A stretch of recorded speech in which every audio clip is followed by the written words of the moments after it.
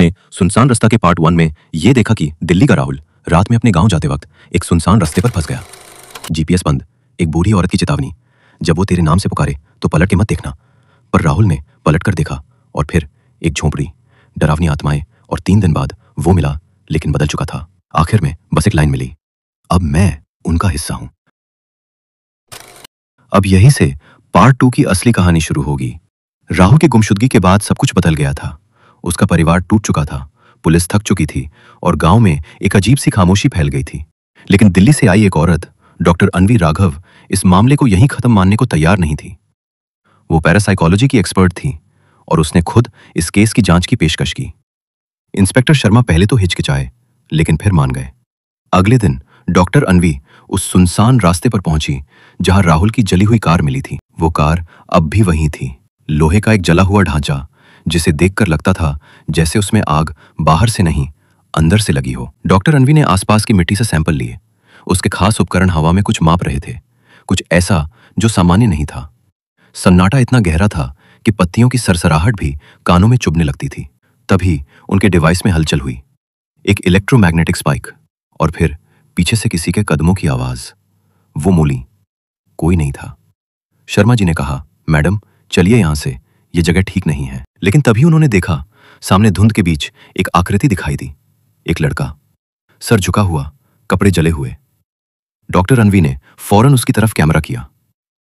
उसने धीरे से सिर उठाया और वो चेहरा बिल्कुल राहुल का था, पर आंखें गहरी काली और उनमें कोई इंसानी भावना नहीं थी।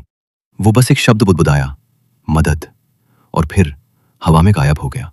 डॉक्टर अन्वी चुपचाप कैमरा नीचे रखकर बोली, वो अभी यहीं है, इस दुनिया में ही फंसा हुआ है। अगली सुबह वो राहुल के गांव पिपराहट पहुंची।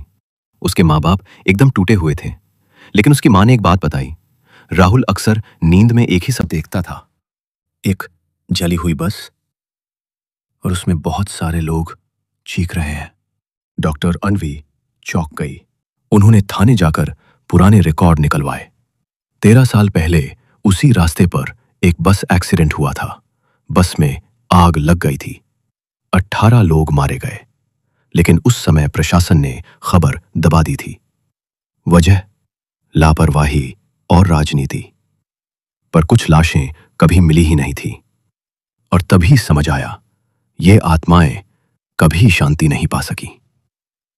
शाम को डॉक्टर अन्वी दोबारा उस रास्ते पर अकेली पहुंची, हाथ में एक रिकॉर्डिंग डिवाइस, एक थर्मल कैमरा और अपने अनुभव का पूरा भरोसा।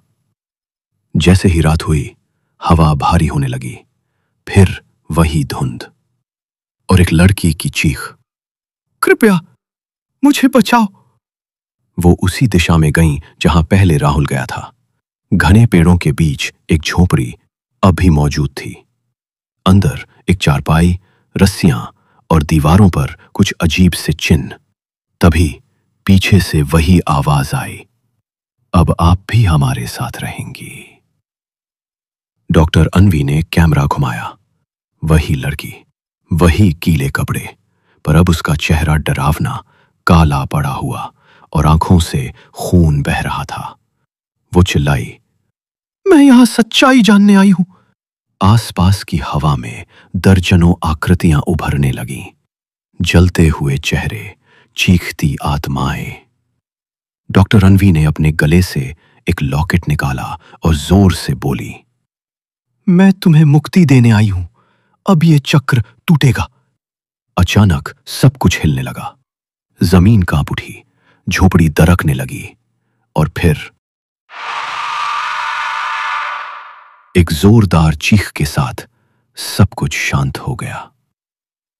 सुबह जब पुलिस वहां पहुंची तो झोपड़ी मिट्टी में समा चुकी थी और जमीन पर एक रिकॉर्डिंग डिवाइस पड़ी थी। उसमें अंतिम आवाज थी डॉक्टर अन्वी की, मैंने राहुल को देख लिया, लेकिन अब मैं भी लौट नहीं सकूंगी। जो भी ये सुन रहा है, उस रास्ते को बंद कर दो। कुछ ही दिनों बाद उस रास्ते को सरकार ने स्थायी रूप से बंद करवा दिया।